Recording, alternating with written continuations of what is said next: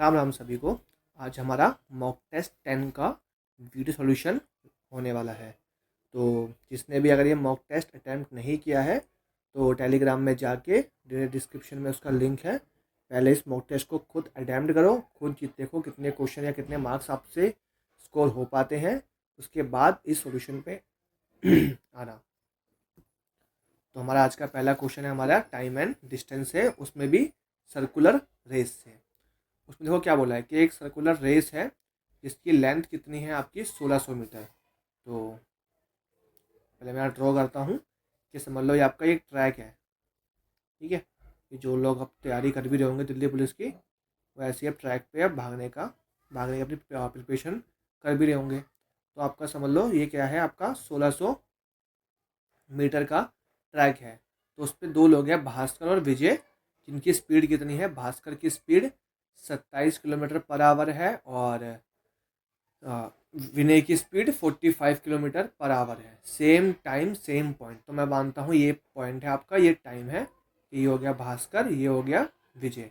दोनों ही same time और same speed, वो अलग अलग स्पीड से इस डायरेक्शन में भागना चालू करते हैं, ठीक है। तो आपकी भास्कर की जो स्पीड है वो है 27 किलोमीटर पर आवर और आपकी ये विनय की स्पीड है 45 किलोमीटर पर आवर, ठीक है। उसने बोला when will they meet first time on the track when running in opposite direction. तो मैंने थोड़ा यहाँ पर डायग्राम कल ड्रॉ कर दिया कि एक जा रहा है इस डायरेक्शन में, एक जा रहा है अपनी अलग डायरेक्शन में। तो पहली बार ये कब मिलेंगे। तो इस क्वेश्चन का हमारा आंसर क्या होता है कि हमने देखा जितना डिस्टेंस कवर करना है, कितना डिस्टेंस कवर करना है 1600 मीटर का। अब वो जब जा रहे हैं, देखो एक होता है रिलेटिव स्पीड के ए भी इस डायरेक्शन में और बी भी इस डायरेक्शन में, तो स्पीड का हम डिफरेंस लेते हैं। जब एक इस डायरेक्शन में एक दूसरी डायरेक्शन में, मतलब अपोजिट डायरेक्शन में, तो स्पीड को हम ऐड कर देते हैं। तो यहाँ क्या हो रहा है, स्पीड यहाँ जा रहे हैं अपोजिट डायरेक्शन में, तो हम स्पीड को क्या कर देंगे, स्पीड को हम प्लस कर देंगे। तो आपका ये क्या हो गया, स्पीड को प्लस कर देंगे 27 प्लस 45, 27 प्लस 45 किलोमीटर।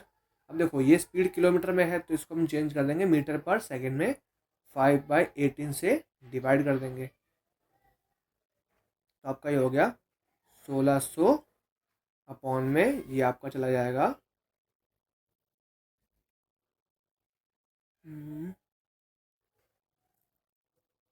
ये कितना हो गया आपका 12,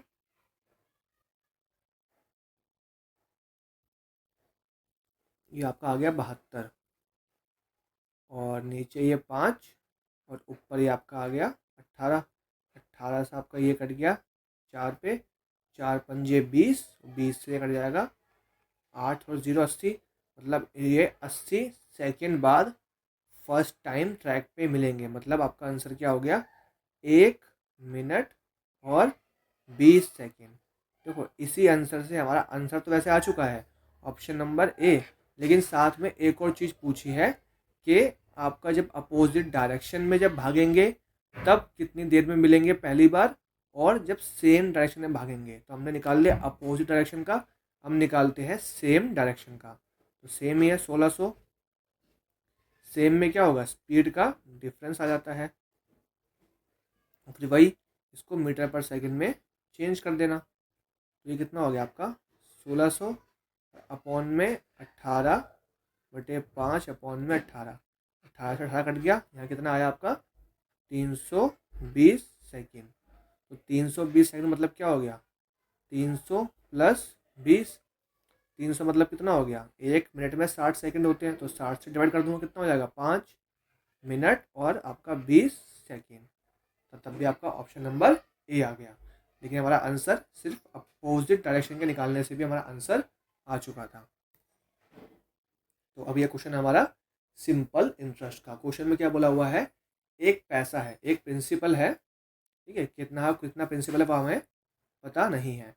कि कोई एक प्रिंसिपल है वो 4 साल में आफ्टर 4 years वो कितना बन चुका है, 6600 बन चुका है। मतलब ये अमाउंट है। अमाउंट कैसे बनता है, अमाउंट बनता है प्रिंसिपल प्लस सिंपल इंटरेस्ट से। तो देखो हमारा एस आई क्या होता है in terms of percentage, rate into time, rate into time, तो कितना हो गया 20%। और प्रिंसिपल क्या होता है इन टर्म्स ऑफ परसेंटेज 100%। तो आपका अमाउंट क्या हो गया प्रिंसिपल प्लस सिंपल इंटरेस्ट कितना हो गया 120%।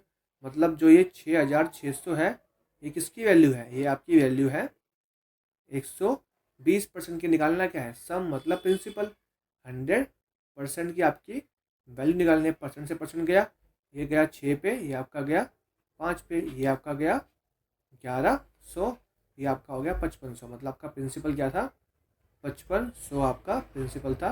ये आ गया हमारा इस क्वेश्चन का आंसर। नेक्स्ट क्वेश्चन है, देखो इसको करने के एक सिंपल तरीका भी है बेसिक, और एक तरीका है जो हम एग्जाम में अपनाएंगे। देखो 5 कंजिक्यूटिव नेचुरल नंबर का एवरेज 24 है। मतलब एवरेज मतलब क्या होता है कि नंबर ये बीच में होगा, 5 संख्या है तो 2 इसके इस साइड होंगी और 2 इसके इस साइड होंगी, तो लगातार है। तो लगातार क्या होगा यहाँ पे अगला होगा 25, ये होगा 26, तो ये होगा 23, तो ये होगा 22। तो हमारा स्मॉलेस्ट नंबर क्या आ गया 22। हमारा आंसर क्या हो गया ऑप्शन नंबर बी। ये तो तरीका हो गया चाहिए जिसको पता हो कि इस तरीके से हम करते हैं। जो एवरेज मतलब क्या होता है 5 नंबर है तो बीच वाला एवरेज होता है, जिसको ये पता हो तो वो इस तरीके से कर सकता है। बाकी किसी को बेसिक से देखना हो तो हम इस तरीके देखते हैं। देखो हमें नहीं पता नंबर क्या है, तो मैंने माना फर्स्ट नंबर मेरा एन है। तो देखो कंजिक्यूटिव मतलब लगातार नंबर है, तो अगला क्या होगा, अगला हमारा एन प्लस वन होगा, उससे अगला एन प्लस टू, उससे अगला एन प्लस थ्री, और उससे अगला एन प्लस फोर। मतलब ये 5 नंबर हो गए और इनका एवरेज दिया हुआ है 24, एवरेज 24 दिया हुआ है। तो सम कितना होगा 5 से इंटू कर देंगे। तो इन सभी का देखो अब इसका सम कितना आ गया, इन सभी को प्लस कर दो, कितना आ जाएगा 5n प्लस 10, ये कितना हो जाएगा 120। तो आपका 5n 120 माइनस 10, ये आपका आ गया 110। एन की वैल्यू क्या आ गई, यहाँ से भी आपकी एन की वैल्यू 22 आ गई। उसने पूछा क्या था स्मॉलेस्ट वैल्यू, हमारी स्मॉलेस्ट वैल्यू क्या थी हमारी एन, लार्जेस्ट पूछता तो हमारी क्या हो जाती एन प्लस फोर हो जाती। ये हमारे स्मॉलेस्ट और लार्जेस्ट वैल्यू इस तरीके से भी हम निकाल सकते हैं, जैसे मैंने ये बताया इस तरीके से हम निकाल सकते हैं।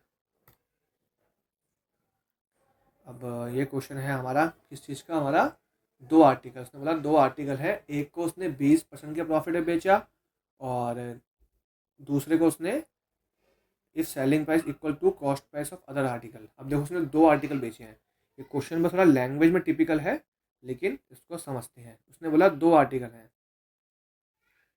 ठीक है। उसने बोला फर्स्ट आर्टिकल को 20% के प्रॉफिट में बेचा, मतलब हमने माना कि cost price of first article कितना है मेरा 100 रुपये, तो इसका 20% क्या आएगा प्रॉफिट, कितना आ गया 20%, 20। तो मेरा सेलिंग प्राइस हो गया, क्या हो गया selling price of first article कितना हो गया 100 प्लस 20, मतलब मैंने कितने बेचा 120 में बेचा। अब पढ़ो सेकंड लाइन क्या बोली है, उसने बोला कि selling price equal to the cost price of other article. मतलब जो कॉस्ट प्राइस है अदर आर्टिकल की, सेकंड आर्टिकल की, वो किसके बराबर है सेलिंग प्राइस के। ये जो पिछला आर्टिकल था उसके सेलिंग प्राइस के बराबर है। ये SCP2 बराबर है सेलिंग प्राइस 1 के, कि आपका कॉस्ट प्राइस जो कॉस्ट प्राइस है सेकंड आर्टिकल का वो बराबर है सेलिंग प्राइस के फर्स्ट आर्टिकल के। तो वो कितने पे है, उसकी अब कॉस्ट प्राइस कितनी हो गई 120। तो इसको हमें कितने पे लॉस पे बेचना है 20% के लॉस पे। तो उसकी लॉस की वैल्यू क्या आएगी, देखो इसका 10% आ जाएगा 12, 20% 24। तो इसमें से 24 गया 120 में से, आपका ये कितना हो लॉस कितना आ गया 24। क्योंकि देखो आप अगर आप निकालोगे 120 का कितना निकालोगे 20% निकालोगे, तो आपका 20% यही आएगा 0,000,0 कितना आ गया 24। तो आपका selling price of second article कितना हो गया 120 माइनस 24, मतलब आपका 96 रुपये। तो उसने बोला ओवरऑल प्रॉफिट या लॉस कितना हुआ, तो ओवरऑल प्रॉफिट क्या हुआ cost price 1 cost price second. पहला कितना है 100 रुपये का, दूसरा कितना है 120 का। ऐसे ही सेलिंग प्राइस 1, सेलिंग प्राइस 2, कितने का बेचा पहला वाला मैंने, पहला वाला बेचा 120 का और दूसरा वाला बेचा 96 का। तो टोटल कॉस्ट प्राइस कितना हो गया 220, टोटल सेलिंग प्राइस कितना हो गया, ये आपका हो गया 6 और ये आपका हो गया आपका 216। देखो 220 का खरीदा और 216 का बेचा, मतलब लॉस तो हुआ ही है। तो 4 रुपये का लॉस हुआ कितने पे 220 पे। और परसेंटेज के लिए 100, जीरो से ये जीरो गया, ये आपका 11 और ये आपका आ गया 5, मतलब 20/11। तो ये आपका आएगा 1.8% लॉस। आपका क्या हो गया ऑप्शन नंबर सी। तो ये क्वेश्चन थोड़ा अच्छा था, लैंग्वेज में थोड़ा दिक्कत थी, लेकिन क्वेश्चन था आपका इजी वाले, मतलब मॉडरेट बोल सकते हैं, इजी भी नहीं है टफ भी नहीं है, मॉडरेट था, बस क्वेश्चन की लैंग्वेज को पकड़ना था। अब ये क्वेश्चन देखो कि find the area of rhombus if the perimeter of rhombus is. देखो इस क्वेश्चन को मैं कराऊंगा आपको डायग्राम से, तो क्वेश्चन का डायग्राम पहले ड्रॉ करते हैं। ये आपका हो गया रोम्बस, रोम्बस का हम बनाते हैं डायगनल। और पता होना चाहिए कि रोम्बस का जो डायगनल होता है वो जब कट करता है एक दूसरे को तो यहाँ पे 90 डिग्री का एंगल बनाता है।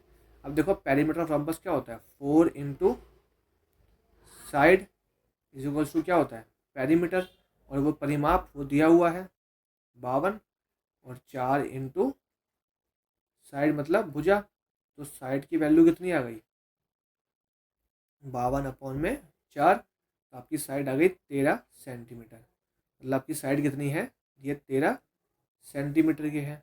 और आपका जो डायगनल है वो कितना है पूरा 10 है, तो ये जब काटता है तो 90 डिग्री और बराबर बराबर हिस्सों में बांटता है, तो ये भी 5, ये भी 5। तो आपका देखो ये दिख रहा है ये आपका बन गया एक राइट एंगल ट्रायंगल बन गया, ये आपका राइट एंगल ट्रायंगल बन चुका है। तो मैं इसको ड्रॉ कर लूँ, ये आपका 13 हो गया, ये आपका 5 हो गया। तो ये जो दूसरी ये साइड होती है क्या होता है, ये हमारा एक ट्रिपलेट होता है 5, 12, 13 का। जिसको आता याद हो अच्छी बात है, वरना हम इस तरीके से इसको निकाल सकते हैं, इससे निकालो तब भी आपका 12 ही आएगा। तो देखो ये क्या आ गया 12, ये 12, तो ये भी 12 होगा, बराबर होता है कि एक दूसरे को 90 पे काटते हैं और ये दोनों आपके डायगोनल बराबर होते हैं। तो आपके पास सब कुछ आ गया। अब एरिया ऑफ रोम्बस होता क्या है, एरिया ऑफ सम चतुर्भुज, एरिया ऑफ रोम्बस ये आपका होता है 1/2 डायगोनल 1 और डायगोनल 2। 1/2 कर देंगे, पहला कितना है 10, दूसरा कितना निकाला हमने 24, 12 12 कितना हो गया पूरा 24, ये कट गया 12 से, 2 से कट गया 12 पे, क्या आ गया 120 centimetre square. Option number A आपका। अब बोला है ए बी सी एक बंदा 20 30 60 दिन में, ठीक है। तो हम यहाँ ड्रॉ करते हैं, तो सबका एलसीएम क्या आ जाएगा 20 30 60 का एलसीएम आ जाएगा आपका 60। ए 20 दिन में और बी आपका 30 दिन में और सी आपका काम खत्म करता है 60 दिन में। तो उनकी एफिशिएंसी आ गई 3, 2, 1 की एफिशिएंसी आ गई। अब बोला है ए जो है डेली काम करता है और हर तीसरे दिन ए के साथ बी और सी हाथ बटाने आ जाते हैं। तो मैंने क्या लिखा ए 2 3, अब हर तीसरे दिन बी और सी हाथ बटाने आ जाते हैं। फिर ऐसे ही अलग चलता है ए चौथे दिन, पाँचवें दिन और हर तीसरे दिन, मतलब हर तीसरे दिन के मल्टीपल में बी और सी काम बटाने आ जाते हैं, हाथ बटाने। ये ऐसी चीज़ चलती रहेगी जब तक काम खत्म नहीं हो जाएगा। तो ए की एफिशिएंसी कितनी है 3, एक दिन आता है 3 काम करता है बी, फिर दूसरे दिन आती है ए अगले दिन भी आता है और अपना 3 काम कर लेता है, तीसरे दिन ए भी आता है, बी भी आता है, सी भी आता है। तो कितना काम हो गया 6 दिन, मतलब 3 दिन में कितना काम हो रहा है आपका 3 3 6 12, मतलब 3 दिन के अंदर ऐसे ही हर 3 दिन चलता रहेगा, 3 दिन का एक ग्रुप चलता रहेगा। तो हर 3 दिन में आपका 12 काम खत्म हो रहा है। करना कितना काम है पूरा 60, तो 60 का कितना मल्टीपल है ये 5, तो यहाँ भी क्या हो जाएगा × 5, मतलब आपका 15 दिन में ऐसे ये करते रहेंगे तो 15 डेज़ के अंदर आपका पूरा काम कंप्लीट हो जाएगा। ऑप्शन नंबर आपका डी आ गया। अब ये क्वेश्चन मैंने एक पर्पज से उठाया है, ऐसे क्वेश्चन मैं बहुत बार करवा चुका हूँ, लेकिन आपको एक पर्पज से उठाया है कि क्वेश्चन इतना बड़ा होगा और कैलकुलेशन होगी तो उसको किस तरीके से आपको ईजी करना है, मैंने इसलिए क्वेश्चन उठाया है। क्वेश्चन में वो क्या बोला है कि एक आदमी की सैलरी थी, उसमें उसने अपना इनकम का 30% हिस्सा खर्च कर दिया रेंट में, फिर बचे हुए का 15% खर्च कर दिया फूड में, फिर उसका बचा हुआ उसने खर्च कर दिया अपने बाकी खर्चों में। तो अब जो उसके पास पैसे बचे हैं वो बचे 1,62,435 रुपये। तो उसकी मंथली इनकम क्या थी, हमें नहीं पता उसकी मंथली इनकम क्या है, तो उसको हम क्या करेंगे, उसको हम एक्स मान लेंगे। उसको हम मान लेंगे उसकी मंथली इनकम जो है एक्स है। अब उसने अपनी इनकम का 30% खर्च कर दिया, तो कितना बचा 70%। 70% मतलब क्या होता है 7/10। ऐसे ही फिर उसने अपनी इनकम का 15% खर्च कर दिया। 15% मतलब क्या होता है 3/20। 20 में से 3 खर्च कर दिया तो कितना बचा 17/20। फिर उसने अपनी इनकम का 35% खर्च कर दिया। 35% मतलब क्या होता है 7/20। 20 में से 7 खर्च कर दिया, कितना बचा 13/20। और इन सब खर्च करने के बाद उसके पास जो पैसे बचे हैं वो हैं 1,62,435 रुपये। तो जिसको अगर ये इसमें इनमें दिक्कत है मैं कैसे 3/20 4/20 ये सब लिख रहा हूँ, तो मेरी वीडियो है मेरे इसी चैनल पे, जिसमें मैंने ये बताया हुआ है बेसिक प्रपोर्शन, ये बेसिक बताई है कि परसेंटेज को फ्रैक्शन में कैसे कन्वर्ट करते हैं और कैसे इन चीज़ों को याद रखते हैं। तो वहाँ से उस चीज़ को देख सकते हैं, आपको हर एक चीज़ में पूरी अर्थमेटिक में इसकी हेल्प बहुत मिलने वाली है। तो अब हमें क्या करना है, इसकी हमें वैल्यू चाहिए तो क्या करेंगे, 1,62,435 ऊपर क्या जाएगा 20 × 20 × 10, और आपका नीचे आएगा 7 × 17 × 13। तो इसको मैं कर सकता हूँ अपने डिजिटल सम लगा के। तो सबसे पहले क्या है, मुझे नीचे चेक करना है, नीचे नीचे 3 6 9 नहीं बनना चाहिए। तो यहाँ बन रहा है 7, 7 और 1 8, 3 और 1 4, तो 4 8 32, 32 मतलब 3 और 2 5, और 7 पंजे 35 मतलब नीचे बनेगा 8। तो नीचे तो मेरा बन रहा है 8, मतलब 3 6 9 नहीं बन रहा। अब ऑप्शन चेक करते हैं, 4 8 12, 12 मतलब क्या हो गया 3, 6 3 9, 4 2 6, और ये बन गया आपका 9। तो अब हमें देखना है कौन सा ऑप्शन बन रहा है। अगर 9 बन जाएगा डिजिटल सम तो हमें पूरा सॉल्व करना पड़ता, अगर 3 या 6 बना तो हमारा आंसर यहाँ से निकल जाएगा।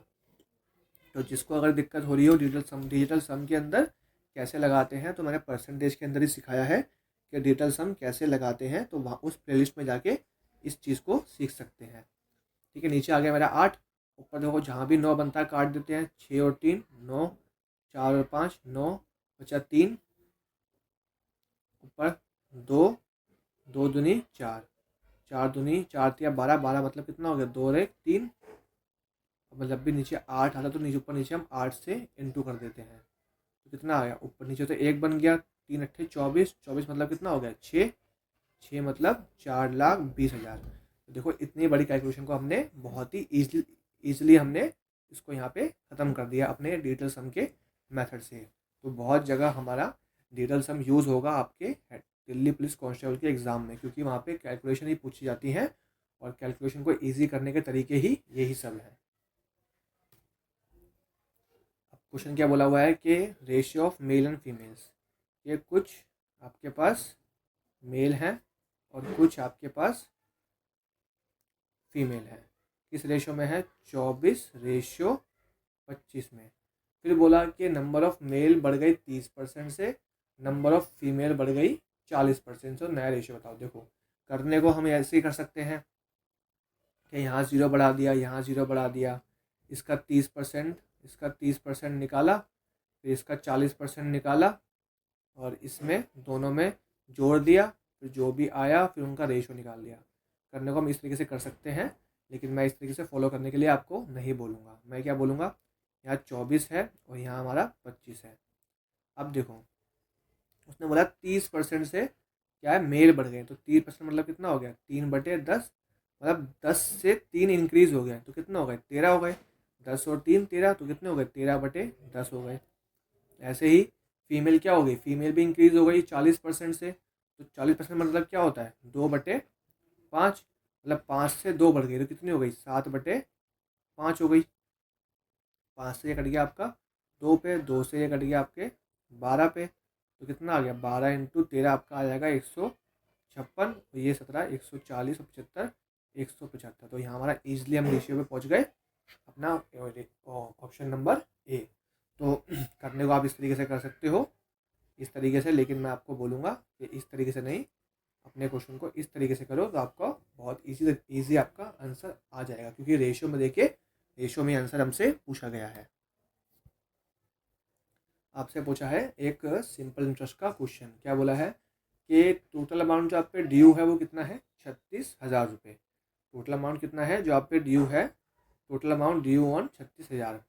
ठीक, फाइनल टोटल सॉरी, हमें निकालना है कि कितना अमाउंट ड्यू हो जाएगा 36,000 रुपये पे, अगर आप किसी से 36,000 रुपये लेते हो ब्याज पे 2 साल के लिए। तो और सक्सेसिव ईयर मतलब लगातार ईयर, मतलब क्वेश्चन में आपको सिर्फ कंफ्यूज किया गया लैंग्वेज से। तो सिंपल इंटरेस्ट में हमारा इंटरेस्ट क्या होता है, हर साल सेम रहता है, कब, जब हमारा रेट ऑफ इंटरेस्ट सेम हो। लेकिन यहाँ पे उसने बोला है 1 साल के लिए आपका इंटरेस्ट है 8% और नेक्स्ट ईयर के लिए आपका इंटरेस्ट है 6%। तो मुझे क्या करना है, मुझे यहाँ पे 36,000 का 8% निकाल लेना है, और अगले साल इसी 36,000 का मुझे 6% निकाल लेना है, और प्रिंसिपल में ऐड कर देना। यहाँ क्या 2 जीरो से 2 जीरो गए, लास्ट में 1, 8×6 = 48, 4 24, ये कितना आ गया 2,880। यहाँ कितना आएगा 6%, 2 जीरो से आपके 2 जीरो गए, लास्ट में 0, 6×6 = 36, 36 का 3, 18 21, कितना आ गया 2160, और 2800 आपका 80, ये कितना आ गया आपका, आ गया 5,040, 5,040 आ गया। उसने पूछा कितना अमाउंट ड्यू होगा, अमाउंट के बारे में पूछा है। तो आपका अमाउंट क्या होता है, प्रिंसिपल प्लस सिंपल इंटरेस्ट। तो प्रिंसिपल कितना है 36,000, और सिंपल इंटरेस्ट कितना है 5,040, तो कितना हो गया आपका 41,040, ये आपका अमाउंट ड्यू हो जाएगा 2 साल के बाद। मैंने क्वेश्चन इसलिए लिया था क्योंकि यहाँ पे सक्सेसिव लिखा हुआ है, और कुछ कई लोग क्या करेंगे, इसको सक्सेसिव पढ़ के 8 और 6 का सक्सेसिव लगाने लग जाएंगे। तो वहाँ पे ये चीज़ बिल्कुल नहीं करी। वो सक्सेसिव हमेशा लगता है हमारा कंपाउंड इंटरेस्ट के केस में, क्योंकि वहाँ पे हर साल जो प्रिंसिपल होता है वो बदलता रहता है, लेकिन सिंपल इंटरेस्ट में जो प्रिंसिपल होता है वो हर साल सेम रहता है। अब ये क्वेश्चन देखो क्या बोला है। क्वेश्चन में ये बोला है कि आपका एक ट्रायंगल है, ठीक है, ये आपका एक ट्रायंगल है, उसका क्या करा है, एक इक्विलेटरल ट्रायंगल है, मतलब सबकी साइड सेम है, ए ए ए। उसने बोला है कि अगर आप क्या करो 3 टाइम्स द ओरिजिनल, के साइड को कितना कर दो, जितनी ओरिजिनल थी उसका 3 गुना कर दो, 3a 3a 3a कर दो, तो कितना चेंज आ जाएगा आपके इसमें एरिया के अंदर, एरिया में कितना चेंज आएगा। देखो हम एरिया में फॉर्मूला क्या होता है, √3/4a²। तो √3/4 ये आपका एरिया का फॉर्मूला होता है, ये आपका ट्रायंगल के इक्विलेटरल ट्रायंगल के एरिया का फॉर्मूला होता है। देखो √3/4 था कॉमन होगा, तो मतलब देखो पहले ए क्या था, पहले साइड को आपका कर दिया 3a, फिर साइड को चेंज कर दिया 3 गुना, क्योंकि ए क्या है, ए आपका ये आपका 2 बार है, ठीक है ना, तो हमने साइड को 2 बार इंटू कर दिया, तो एरिया क्या हो गया, ये आपका हो गया a², ये होगा, ये आपका रेशियो में हो गया 9 a² से a² गया, यहाँ क्या बचा 1:9। तो पहले जो एरिया था अब कितना हो गया, अपने आप का 9 गुना हो गया, तो 9 times of the original area, ठीक है। क्योंकि तो मैं यहाँ पे √3/4 लिखूंगा, मैं इसको समझाता हूँ इस तरीके से। ये हमारा पहले वाला फॉर्मूले का इसका एरिया कितना है, यही होगा, और रेशियो नए वाले का, ये हमारी साइड कितनी है 3a²। देखो यहाँ पे √3/4 तो कट ही जाएगा, यहाँ क्या बचा a², यहाँ बचा 9a², a² से a² कट गया, क्या बचा 1:9, मतलब पहले हमारा जो एरिया था उसका कितना हो गया 9 टाइम्स हो गया, उसके 9 गुना हो गया। देखो क्वेश्चन में क्या बोला हुआ है, क्वेश्चन को समझते हैं। क्वेश्चन में बोला है कि अपने मयूर अपनी वॉच को 7% प्रॉफिट में बेचता है, तो समझ लो हमारा कॉस्ट प्राइस क्या होता है 100%। अब इसे समझा रहा हूँ, करना कैसे वो देखेंगे। उसने उसको बेचा 7% का प्रॉफिट है, मतलब 107% में बेच दिया। उसने बोला है अगर उसने 1329 रुपये में ज़्यादा में, इतने रुपये में ज़्यादा में बेचा होता तो उसको 57 का प्रॉफिट होता। मतलब यहाँ कितना है 7% का प्रॉफिट, और यहाँ कितना हो गया 157 पे बेचता वो, 57% प्रॉफिट पे बेचता। तो बताओ ये कितने का डिफरेंस आया है। यहाँ सेलिंग प्राइस में कितने का डिफरेंस आया है 50% का, 50% का। लेकिन रियल में कितने का डिफरेंस उसने क्रिएट किया है ₹1329 का। तो 1329 किसकी वैल्यू है आपकी, 50% की निकालनी किसकी है आपकी कॉस्ट प्राइस, मतलब 100% की वैल्यू निकालनी है। ये कट के आपके 2 से इसका दोनों हो जाएगा 2658, ये आपका हो गया कॉस्ट प्राइस। इसको हम इस तरीके से समझ के कर सकते हैं, वरना हमें देख सकते हैं पहले जब मैं बेचता था 7% प्रॉफिट पे, अब मैं बेच रहा हूँ 57% प्रॉफिट पे। तो ये चेंज किस वजह से आया है, क्योंकि मैंने सेलिंग प्राइस में इतने पैसे बढ़ा दिए हैं, उसकी वजह से ही मेरा प्रॉफिट 7 से लेके कहाँ चला गया 57 पे। तो प्रॉफिट में कितने परसेंट का चेंज आया है 50% का। किसकी वजह से 1329 की वजह से। ये वैल्यू किसकी है 50% की निकालनी क्या है कॉस्ट प्राइस, मतलब 100% की वैल्यू निकालनी है। तो हमें बस इतना सारी चीज़ लिखनी थी। उसने बोला है find the sum of square of natural number from 1 to 53। मैंने क्वेश्चन सिर्फ इसलिए लिया है आपको एक फॉर्मूला बताने के लिए। ये नेचुरल सम का देखो, सम ऑफ नेचुरल नंबर लिखता हूँ, सम ऑफ नेचुरल नंबर।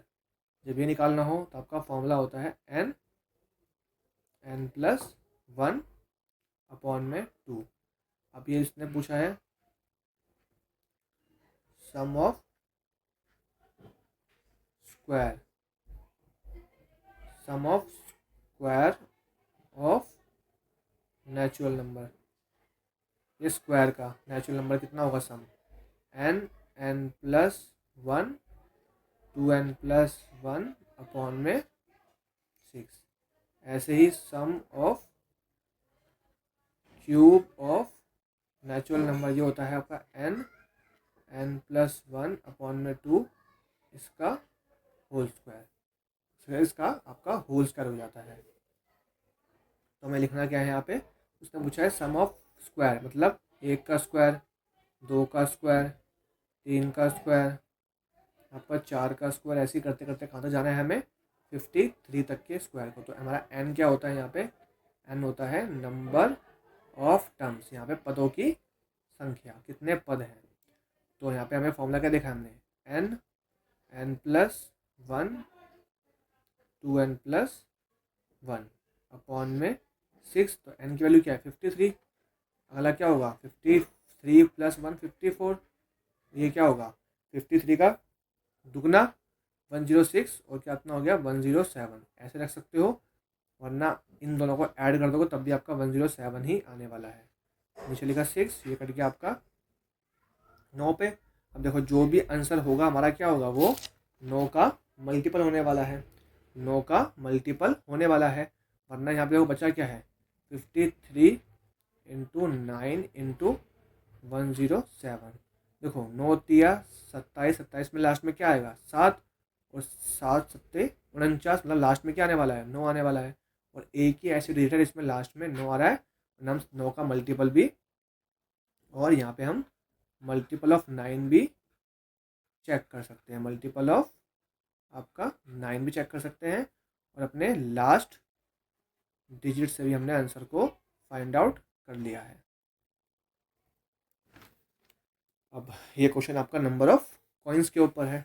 क्वेश्चन देखो बोला गया है कि आपके पास बैग है, बैग में 1 रुपये के कॉइन, 10 पैसे के और 5 पैसे के कॉइन्स हैं। किस रेशो में 3:5:14। और आपके पास जो टोटल अमाउंट है वो कितना है 420 रुपये। ठीक है, आपके पास टोटल अमाउंट कितना है 420 रुपये। इसको मैं चेंज करता हूँ अपने पैसों के अंदर, और रुपीज़ में कितना हो जाएगा 0.1, तो ये हो जाएगा आपका 0.05। अब इसको इंटू करेंगे कितना आ गया 3, इसको इससे इंटू करूँगा कितना आ गया 0.5, इसको इससे करूँगा इंटू कितना आ जाएगा 0.7, तो ये कितना हो जाएगा रेशो में, आपका रेशो में हो गया 4.2, तो ये बराबर है आपके 420 के।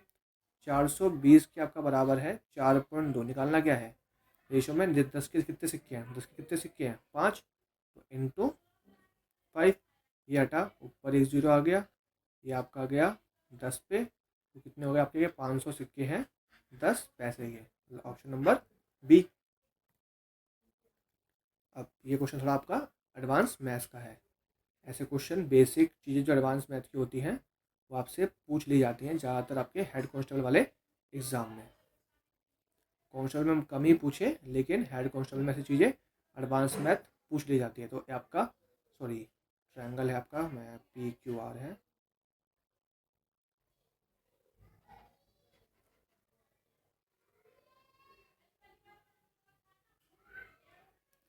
आपका PQR, और इस पर PT आपका क्या है लेंथ है, और find the length of PT निकालना है हमें, जो आपका ST क्या है QR के पैरेलल है। आपको ये PT लेंथ निकालना है। आपको PS दिया हुआ है 6 सेंटीमीटर और आपको SQ दिया हुआ है 14 सेंटीमीटर। तो देखो जब ये ऐसे होता है कि जब ये इसके क्या होता है पैरेलल होता है, ये वाली लाइन इसके जब पैरेलल होती है तो होता क्या प्रॉपर्टी होती है कि जो PS की लंबाई होती है और SQ की बराबर होती है PT रेशियो TR बराबर ST रेशियो QR। ये आपका एक थ्योरम होती है कि ये आपस में क्या होते हैं बराबर होते हैं। और आपको पूरी PR की लंबाई दी गई है, PR की लंबाई दी गई है क्या 10 सेंटीमीटर। तो आपको ये PT निकालना है। तो PT क्या होगा, जो रेशियो इसका होगा, मतलब जो रेशियो PS और SQ का होगा वही सेम रेशियो PT और TR का होगा। तो PS और उसका रेशियो क्या है 6 और 14, 3:7। तो PT का भी रेशियो सेम ही होगा 3:7। ये किसको बांटना है 10 सेंटीमीटर को, तो आपको साफ साफ दिख रहा है PT कितना हो गया 3 सेंटीमीटर, ये होगा आपका 7 सेंटीमीटर, बट गया 3:7 में। तो PT की वैल्यू कितनी आ गई 3 centimetre. Option number C.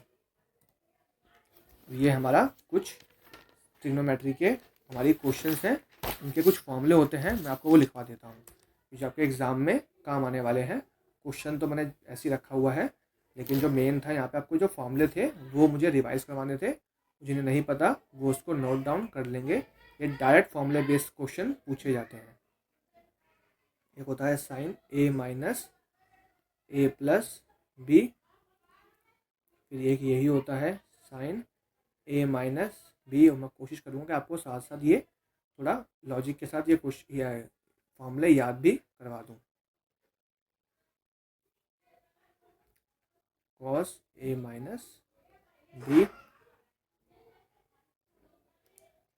tan A plus B tan A minus B। इसके फॉर्मूले हम नोट डाउन करते हैं। तो देखो पहला हमारा फॉर्मूला क्या होता है, जब साइन का फॉर्मूला होता है और बीच में प्लस होता है तो हम क्या करते हैं, एक बार साइन A और दूसरा कॉस B। साइन सेम का सेम ही रहता है, अगली बार क्या होगा साइन B हो जाएगा और कॉस A हो जाएगा। इसी सेम यहाँ पे साइन A कॉस B, सिर्फ क्या होगा वहाँ प्लस है तो प्लस और माइनस है तो माइनस, सेम। लेकिन कॉस में क्या होता है, कॉस में दोनों बार पहले कॉस आएगा, कॉस A कॉस B, और जहाँ अगर यहाँ प्लस का है तो यहाँ आ जाएगा माइनस, तो साइन A साइन B। ऐसे रिवर्स आएगा, दोनों तरफ कॉस ही, कॉस A कॉस B, वहाँ माइनस है तो यहाँ आ जाएगा plus sine A sine B। Ten वाले में क्या होगा, एक बार ऊपर प्लस है तो ऊपर प्लस ही आएगा, और नीचे आपका 1 minus tan A into tan B। यहाँ पे भी आपका क्या रहेगा, ये आपका सेम ही रहेगा, बस ऊपर माइनस है तो ऊपर आपका माइनस आ जाएगा, नीचे आएगा आपका प्लस 10A 10B। तो देखो कुछ आपके फॉर्मूले लिखवाए हैं मैंने जो आपके एग्जाम के पॉइंट ऑफ व्यू लगे बहुत ही इंपॉर्टेंट होने वाले हैं। देखो ये तो इस हिसाब से ये फॉर्मूले में क्या हो गया, एक बार साइन है एक बार कॉस है, तो कब होता है साइन के फॉर्मूले में, तो ये क्या हो गया ए आपका ए हो गया और ये आपका बी हो गया, तो क्या हो गया ए माइनस बी में बंद हो जाएगा। ए की वैल्यू क्या है 30, बी की वैल्यू 60, तो ये क्या हो गया साइन माइनस का 30। तो ये जब साइन जब माइनस होता है माइनस भरा जाता है, ये साइन में चेंज नहीं होता, तो साइन 30 की वैल्यू क्या होती है 1/2। तो क्या हो गया -1/2 ऑप्शन नंबर बी।